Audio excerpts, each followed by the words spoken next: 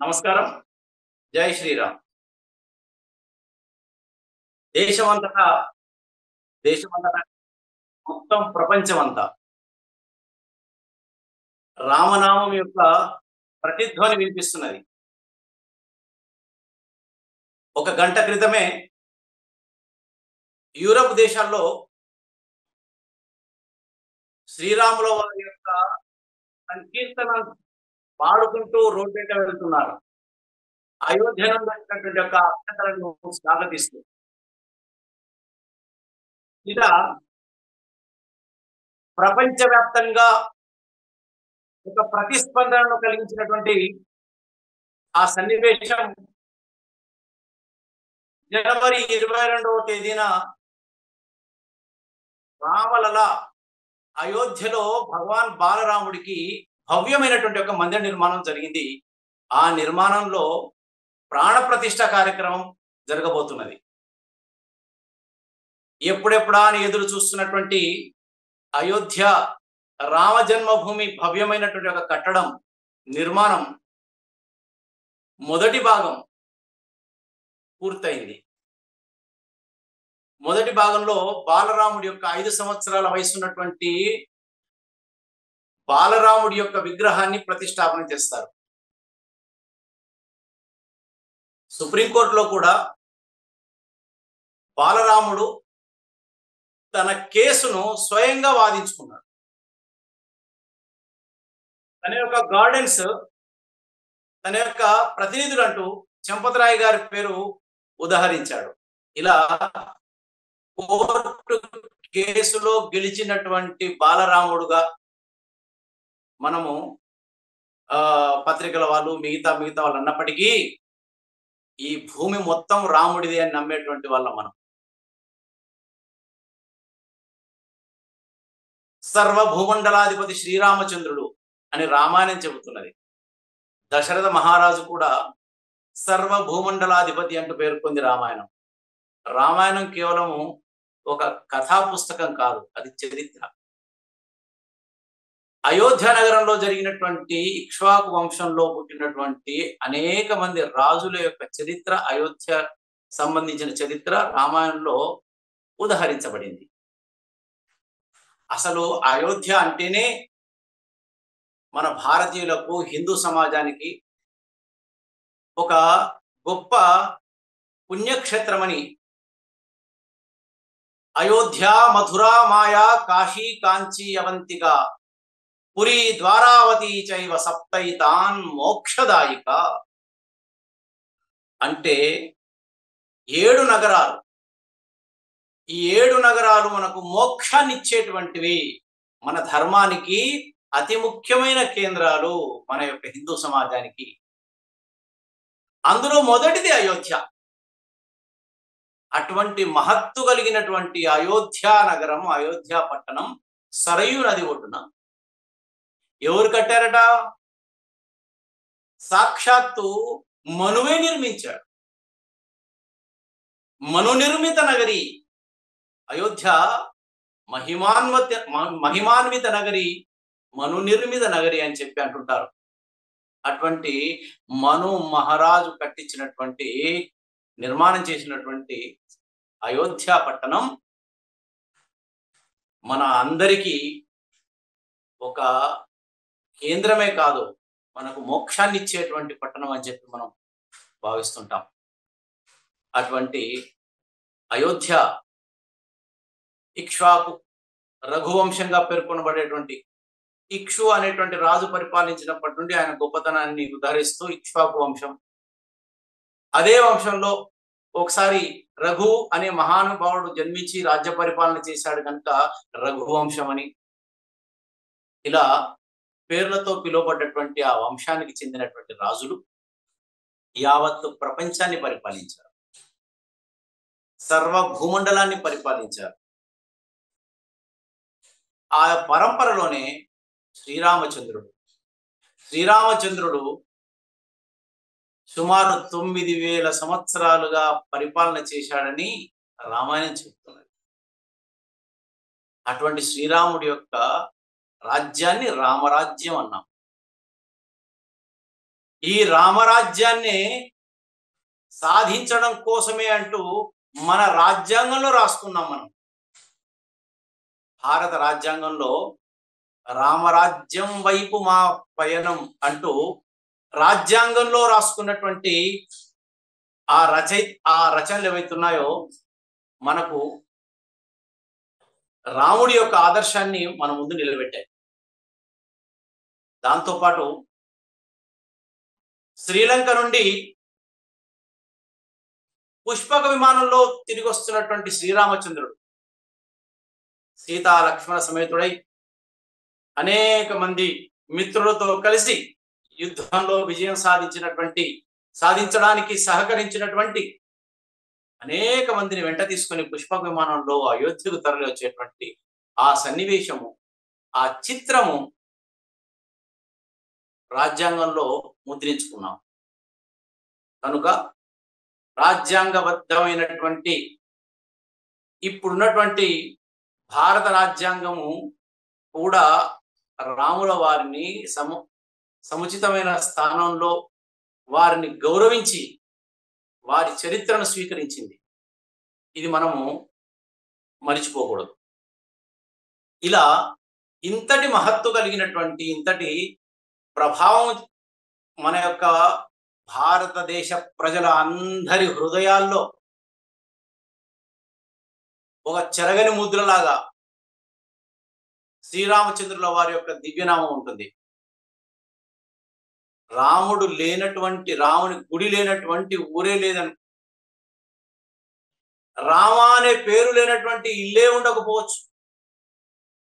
ఇలా భారతదేశంలో నివసించే ప్రజలు రాముడితో మమేకమైపోయి అసలు ప్రతి చిన్న మాటను రాముడితో కలిపి, ఆకలైతే అన్నమో రామచంద్ర అంటాం, తప్పు జరిగితే రామరామ అంటాం. ఇలా ప్రతి పనికి ఆ రామున్నే గుర్తు చేసుకుంటాం.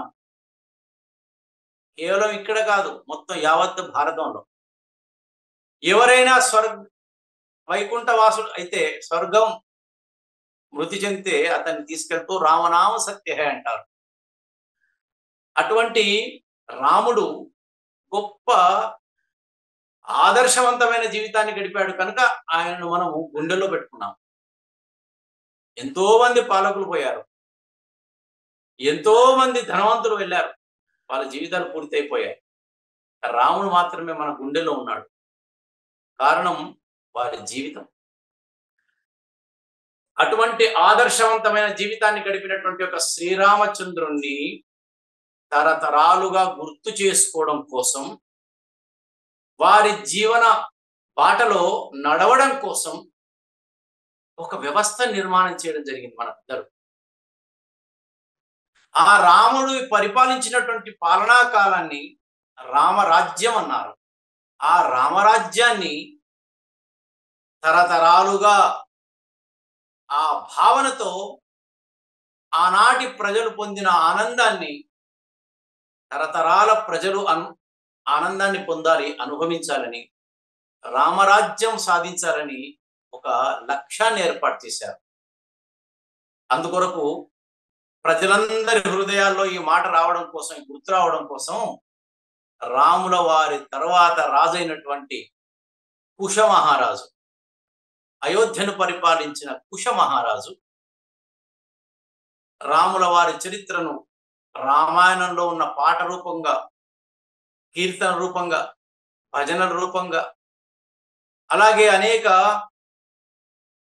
చిత్రాల మాధ్యమంగా, శిల్పాల మాధ్యమంగా ఎన్ని రకాలుగా అవకాశం ఉంటే అన్ని రకాలుగా రాముని యొక్క జీవనాన్ని, రామాయణాన్ని కథలుగా, పాటలుగా, నృత్యాలుగా, భజనలుగా దాన్ని చిత్రించి ప్రజల్లోకి తీసుకెళ్లారు. వారు జన్మించిన చోట రాముల వారి తదనంతరం ఒక భవ్యమైనటువంటి మందిరం కట్టించాడు కుశ మహారాజు. ఇప్పుడు చెప్పినటువంటి అనేక రకాల పనుల కోసం 10,000 ఎకరాలను కేటాయించారు. ఇలా కుశ మహారాజు కాలంలో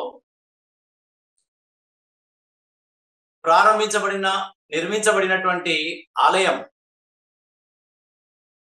తరాలు మారుతున్నాయి, యుగాలు కూడా మారుతున్నాయి, శిథిలం అయిపోయినాయి ప్రకృతి సహజమైనటువంటి కారణాల వలన.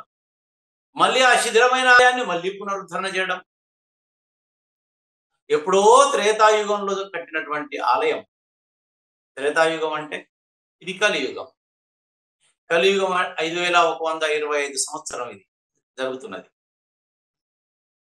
కలియుగం 4,32,000 సంవత్సరాలట. దీనికన్నా ముందు రెండింతలు 8,64,000 సంవత్సరాలు ద్వాపరం. కలియుగానికి 3 రెట్లు త్రేతాట. మరి ఈ త్రేతాయుగం కాదు. ఇలా కలియుగము, ద్వాపర, త్రేత, కృత, సత్యయుగం, ఈ 4 కలిపితే ఒక మహాయుగం. ఇటువంటి మహాయుగాలు ఎన్నో గడిచిపోయాయి. అందులో మన రాముల వారు జన్మించినటువంటి ఒక మహాయుగం మనకు 3 మహాయుగాల ముందుంది. అంటే లక్షల సంవత్సరాల క్రితం నాటి చరిత్ర, లక్షల సంవత్సరాల క్రితమే నిర్మాణం చేయబడినటువంటి ఆలయం. ఆ ఆలయం శిథిలమైపోతుంటే ప్రతిసారి భక్తులు పునరుద్ధరణ చేశారు. ఆ రకంగా పునరుద్ధరణ చేస్తూ చేస్తూ మనకు దొరికినటువంటి చివరి నిర్మాణం ఎవరిదయ్యా అంటే రాజా శ్రీహర్షుడి యొక్క నిర్మాణం. అంతకుముందు శకకర్త విక్రమాదిత్యుడు నిర్మాణం చేసినటువంటి ఆనవాళ్ళు కూడా ఉన్నాయి. ఇంకొక గొప్ప సన్నివేశం విక్రమాదిత్యుడి. ఒకానొక సమయంలో సరయూ నది పొంగి అయోధ్య నగరం మొత్తం కూడా నీట మునిగింది. ప్రజలందరూ ఎత్తు ఉన్నటువంటి ప్రాంతాలకు వెళ్ళిపోయారు.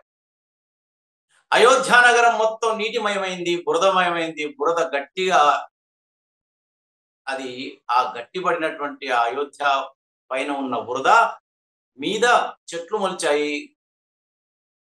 దట్టమైన కీకారణ్యంగా మారిపోయింది. అయోధ్య అంటే ఎక్కడుందో అనే విధంగా ప్రజలకి ఆనవాళ్ళు కూడా దొరకనటువంటి విధంగా అయోధ్య నగరం మారిపోయిందట. అప్పుడు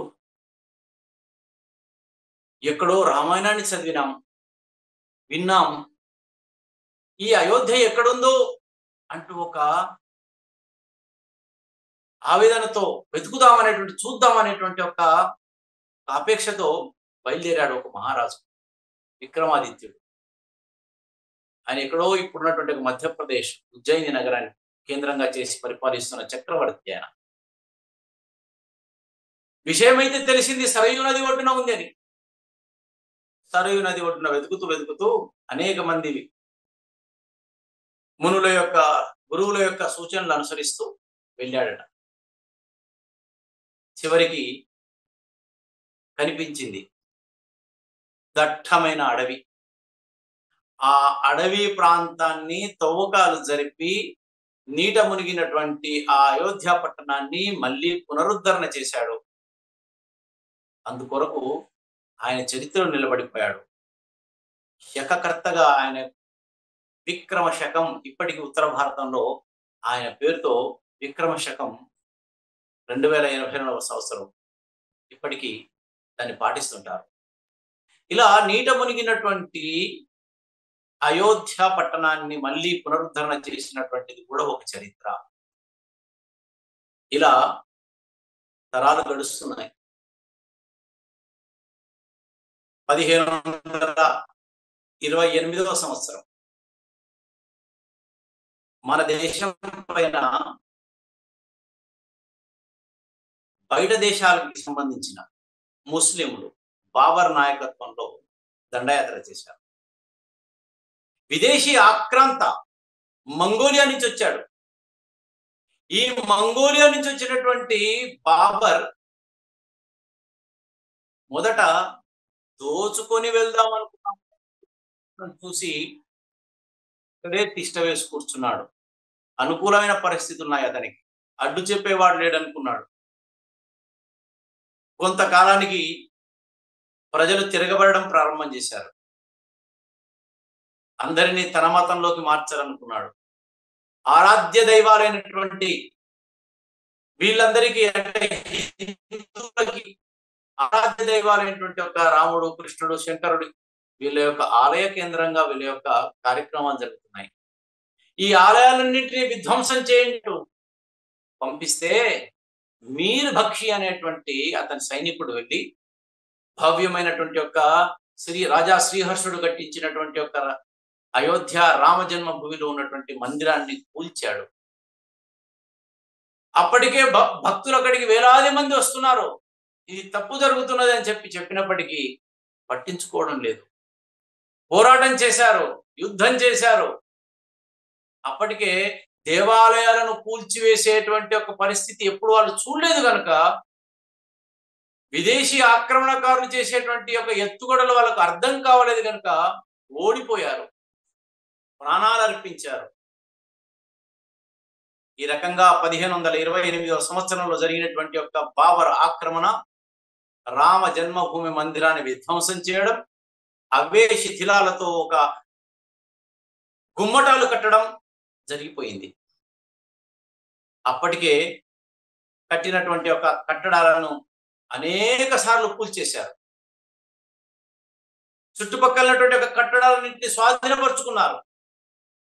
అక్కడ గద్దెలు చబుత్ర అంటారు, రామ చబుత్ర అని అనేక చోట్ల గద్దెలు కట్టించేసి దానిపైన భజనలు చేస్తుండేవాళ్ళు. ఏ రోజైతే రామ మందిరము ధ్వంసమైందో ఆ రోజు నుండే ప్రారంభమైంది వ్యతిరేకత, దేవాలయ నిర్మాణం కోసం పోరాటం. ఇట్లా 76 సార్లు జరిగింది.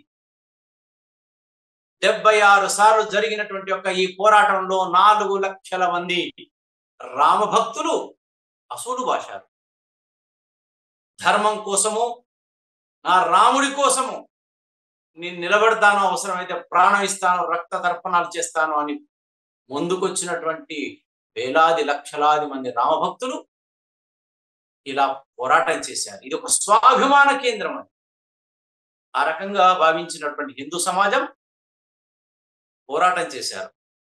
ఒకసారి పంజాబ్ నుండి గురు గోవింద్ సింగ్ గారు వచ్చారు. గురు గోవింద్ సింగ్ వచ్చి అక్కడ ఉన్నటువంటి ఒక ముస్లింలను తరిమి కొట్టి ఆ భూభాగాన్ని స్వాధీనపరుచుకొని పూజలు యథావిధిగా జరిపించడం ప్రారంభం చేశారు. పక్కనే వారక్కడ మరో చోట ఆ అయోధ్య ఇప్పుడున్నటువంటి యొక్క కట్టడం ఉన్నటువంటి యొక్క ప్రాంతానికి కొద్ది దూరంలోనే గురు గోవింద్ సింగ్ కొంతకాలం ఉండి ప్రతినిధులను అక్కడ నియమించి వెళ్ళాడు. ఇది చరిత్ర. ఒకసారి హర్యానా ప్రాంతానికి చెందినటువంటి కొంతమంది మహిళలు, కొంతమంది కాదు 30,000 మంది మహిళలు మన రామయ్య తండ్రి దేవాలయాన్ని, మన సీతమ్మ తల్లి దేవాలయాన్ని మనం మళ్ళీ వైభవోపేతమైనటువంటి పద్ధతిలో నిర్మాణం చేద్దాం పదండి అంటూ వచ్చి యుద్ధం చేశారు, విజయం సాధించారు. వాళ్ళ కుట్రలకి మళ్ళీ అపజయం. ఇలా ఎన్నో విజయాలు మరెన్నో అపజయాల మధ్యన రామ జన్మభూమి ఉద్యమం కొనసాగుతూ వస్తున్నది. స్వాతంత్ర్య పోరాటంలో కూడా అనేక మంది భక్తులు రాముడి దగ్గర వచ్చి ప్రమాణం చేసి స్వాతంత్ర్య పోరాటంలో దూకుతుండేవాళ్ళు. 1947 స్వతంత్రం వచ్చిన తర్వాత 46 నుండి ఒక చర్చ జరుగుతున్నది. రామ జన్మభూమి మందిరం మాకిచ్చేయండి అంటూ కేసు ఫైల్ అయింది. అంతకుముందు సిక్ సంప్రదాయానికి చెందినటువంటి అనేక మంది పెద్దలు ఆంగ్లేయుల కాలంలోనే కేసు ఫైల్ చేశారు, ఇది మాకు అప్పగించండి అని చెప్పి. ఇలా ఒకవైపు ప్రత్యక్ష యుద్ధం, మరొక వైపు కోర్టు ద్వారా పోరాటం జరుగుతూనే ఉంది. 1983 సంవత్సరం విశ్వ హిందూ పరిషత్ ఆధ్వర్యంలో దేశవ్యాప్తంగా ఏకాత్మతా యజ్ఞం జరిగింది. భారతమాత గంగామాత జలం తీసుకొని భారతమాత యొక్క రథం అని బయలుదేరినటువంటి యొక్క రథం అందరికీ గంగా జలాన్ని ఇస్తూ అందరికీ చెప్పినటువంటి మాట ఏంటంటే, మనము స్వాతంత్ర్యం పొందడం అంటే మన యొక్క ధార్మిక స్థలాలను కూడా విముక్తి చేసుకోవడమే. ధార్మిక సామాజిక కేంద్రాలను మనం కోల్పోయి స్వాతంత్ర్యం తెచ్చుకున్నామంటే అది అసంపూర్ణమైనటువంటి స్వాతంత్ర్యమే అంటూ 10 కోట్ల మంది గంగా జలాన్ని స్వీకరించి ఆ విషయాన్ని స్వీకరించారు, ఆ విషయాన్ని విన్నారు, తమ యొక్క సమ్మతిని తెలియజేశారు. తదనంతర కాలంలో అప్పటికే ఒక ఉద్యమం ఉత్తరప్రదేశ్లో ప్రారంభమైంది. దావు దయాల్ ఖన్నా అనేటువంటి గోవింద వల్లభ పంత్ ముఖ్యమంత్రిగా ఉన్న సమయంలో ఆయన మంత్రివర్గ సభ్యుడు.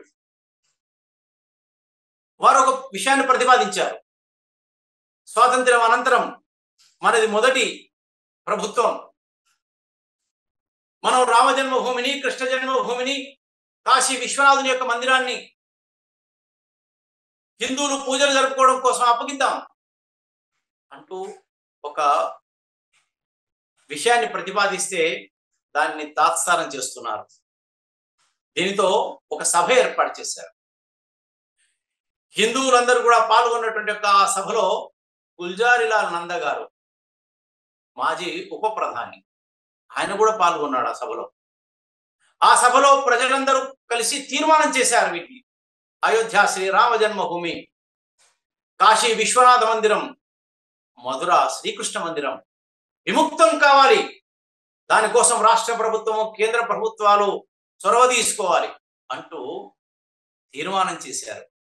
ఆ తీర్మానాన్ని గోవింద వల్లభ పంత్ ముఖ్యమంత్రి గారు, జవహర్లాల్ నెహ్రూ ప్రధానమంత్రి గారికి నివేదిస్తే దాన్ని స్వీకరించలేదు. దాన్ని అలా పక్కన పెట్టేశారు, తాత్సారం చేశారు, అశ్రద్ధ చేశారు, నిర్లక్ష్యం చేశారు, వ్యతిరేకించారు కూడా.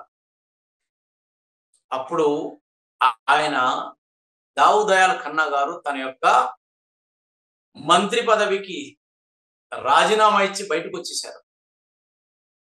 ఇప్పుడు మనము ఏదైతే గోరఖ్పూర్ పీఠాధిపతి అంటున్నామో, మఠాధీశ్వర్ యోగి ఆదిత్యనాథ్ గారు, వారి యొక్క గురువు మహంత్ అవైద్యనాథ్ గారు, వారి యొక్క గురువు ఉండేవారు. ఆయన రామ జన్మభూమిలో బాలరాముడి యొక్క విగ్రహాన్ని ప్రతిష్టాపన చేసింది వారు 1947లో 6లో. అప్పటి నుండి జరుగుతుంది ఉద్యమం. దావు దయాల్ ఖన్నా గారు కార్యదర్శిగా, మహంత్ అవైద్యనాథ్ గారు అధ్యక్షులుగా రామ జన్మభూమి ముక్తి న్యాస్ ప్రారంభమైంది. రామ జన్మభూమి ముక్తి న్యాస్ ప్రారంభమైన తర్వాత కొంతకాలానికి రాష్ట్రీయ స్వయం సేవక సంఘ ప్రచారకులు అశోక్ సింఘల్జీ విశ్వ హిందూ పరిషత్ కార్యదర్శిగా వచ్చారు. ఉత్తరప్రదేశ్కు చెందినటువంటి వారైనందున, ఉత్తరప్రదేశ్ సంబంధించినటువంటి యొక్క ప్రతి విషయము తెలిసిన వాడైనందున వారు ఈ ఉద్యమాన్ని మరింత ముందుకు తీసుకెళ్లాలని రామ జన్మభూమి న్యాస్ అనే పేరుతో దావు దయాల్ ఖన్నా వారు అధ్యక్షులుగా, అశోక్ సింఘాల్జీ కార్యదర్శిగా, మహంత్ అవైద్యనాథ్ గారు మార్గదర్శకుడిగా ఒక సమితిని నిర్మాణం చేసి విశ్వ హిందూ పరిషత్ ఆధ్వర్యంలోనే దేశంలో ఉన్నటువంటి ప్రజలందరికీ సంకల్పం ఇవ్వడం ప్రారంభం చేశారు. 1984 శ్రీరామనవమి ఆ రోజు ప్రతి తాలూకా కేంద్రంలో, ప్రతి గ్రామంలో రాముల వారిని ఆలయాన్ని విముక్తం చేయడం కోసం ఉపవాస దీక్ష చేయడం జరిగింది. అది మొదటి సార్వజనికమైనటువంటి యొక్క ఉద్యమం. కేవలం ఉత్తరప్రదేశ్కు మాత్రం అప్పుడప్పుడు మాత్రమే బయటి వాళ్ళు పాల్గొనేటువంటి ఆ ఉద్యమాన్ని దేశంలోని నలుమూలల, అంటే అస్సాంలో కూడా, ఇటు గుజరాత్లో, అటు కాశ్మీర్లో, ఇటు మేమున్న కేరళలో, ప్రతి చోట అయోధ్య రామ మందిరం యొక్క ఆలయ నిర్మాణం జరగాలి, పునర్నిర్మాణం అంటూ ఉపవాస దీక్ష ప్రారంభమైంది. ఈ రకంగా 1984 నుంచి ప్రత్యక్ష పోరాటం ప్రారంభమైంది. 87, 88లో రామ శిలలు, ఊరికొక రామశిల ఇటుక అయోధ్యకు పంపించాలి అని నిర్ణయమైంది. ఇలా ఒక్కొక్క ఇటుక ఒక్కొక్క కుటుంబం నుండి ₹1 చొప్పున యావత్తు భారతదేశంలోని నలుమూలల నుండి సంగ్రహించారు. 2,85,000 గ్రామాలు ఇటుకను పంపాయి. ఒక్కొక్కరు తల మీద పెట్టుకొని శ్రీరామ జయ రామ జయ జయ రామ అంటూ మరొకరికి ఇవ్వడం. ఇది 1857 పోరాటం నాటి స్ఫూర్తిగా అనిపిస్తుంటుంది. అప్పుడు కూడా అంతే, ఒక కమల పువ్వును చేతిలో తీసుకొని భారతదేశ స్వతంత్రానికి నేను సిద్ధంగా ఉన్నానంటూ ప్రతిజ్ఞ తీసుకొని పక్క వాళ్ళకి ఇవ్వడం. అదే పద్ధతిలో రామశిలా పూజ. అంతకు ముందే బీహార్ సీతమ్మ తల్లి జన్మించిన చోట సీతామణి, అక్కడి నుండి రామజానకి రథాలు ప్రారంభమయ్యాయి. ఉత్తరప్రదేశ్లో ఉన్నటువంటి ఒక రామ జన్మభూమి వరకు దాన్ని మధ్యలోనే ఆపేశారు. ఈ రకంగా భూమి కోసం ఆందోళన ఒక్కొక్క ప్రాంతంలో ఒక్కొక్క పద్ధతిలో నెమ్మదిగా వేడెక్కడం ప్రారంభమైంది. వాతావరణం 1989 శిలాన్యాస్ కార్యక్రమం. దేశంలో ఉన్నటువంటి సాధువులు, సన్యాసులు అంతా కూడా అయోధ్యకు వెళ్ళి శిలాన్యాస్ కార్యక్రమంలో పాల్గొనాలి. అంటే శిలాన్యాస్ అంటే భూమి పూజ, మొదటి శిలను వేయడం. ఇది కూడా ఒక చారిత్రాత్మకమైన ఘట్టం. ఈ దేశంలో కులం ఆధారంగా, వృత్తి ఆధారంగా కులాలు ఏర్పడ్డాయి. కులం ఆధారంగా వివక్షత లేనే లేదు. స్వయంగా రాముడు గుహుణ్ణి ఆలింగనం చేసుకున్నాడు. స్వయంగా శ్రీరామచంద్రుడు శబరిమాత ఎంగిలి పళ్ళు తిన్నాడు. అటువంటి నా భారత భూమిలో కులం పేరుతో ఒక విచిత్రమైనటువంటి ఒక వాతావరణం నిర్మాణమైంది. సుమారు 700-800 సంవత్సరాల విదేశీ పాలకుల యొక్క పాలన కారణంగా వచ్చినటువంటి ఒక వికృతులు దూరం చేయబడాలి. అందుకొరకు ఈ దేశంలో ఆలయంలోకి రాకుండా ఇబ్బందులను గురి చేసినటువంటి అనేక దేవాలయాలు ఉన్నాయని చెప్పి మనకు తెలుసు. ఈ మార్పు రావాలి. ఎలా? రామ జన్మభూమి ఉద్యమంలో ఒక సాధారణమైనటువంటి ఒక యువకుడికి పిలిచి, అంటరాని వాడుగా పిలువబడినటువంటి ఒక వర్గాన్ని నుంచి ఉన్నటువంటి ఆ అబ్బాయిని, అతన్ని పిలిచి, కామేశ్వర చౌపాల్ గారు ఆయన పేరు, ఆయన ద్వారా మొదటి శిలను ఆ పునాదుల్లో వేయించడం జరిగింది. ఎంత గొప్ప విషయం అండి! రామ జన్మభూమి యొక్క మందిరానికి అంటరాని వాడుగా పిలువబడుతున్నటువంటి ఒక వర్గాల నుంచి వచ్చి అక్కడ పైన కూర్చున్నటువంటి పీఠాధిపతులు, మఠాధిపతులు, మహా ఉద్యమాలు చేసినటువంటి యొక్క నాయకులు, పుల్లారెడ్డి గారు లాంటి వాళ్ళు, అశోక్ సింఘాల్ లాంటి వాళ్ళు అక్కడ కూర్చొని ఉండగా వారి ముందు ఒక సామాన్యుడి చేత, ఇది చరిత్ర. ఈ దేశం ఎప్పుడు కూడా అంటరానితనాన్ని సమర్థించదు. ఈ దేశ ప్రజలు హిందుత్వం. ఈ రకంగా సామాజిక సమరసను సాధించడానికి కూడా ఈ రామజన్మభూమి ఉద్యమం మనకు ఉపయోగపడింది, సహకరించింది దేశంలో.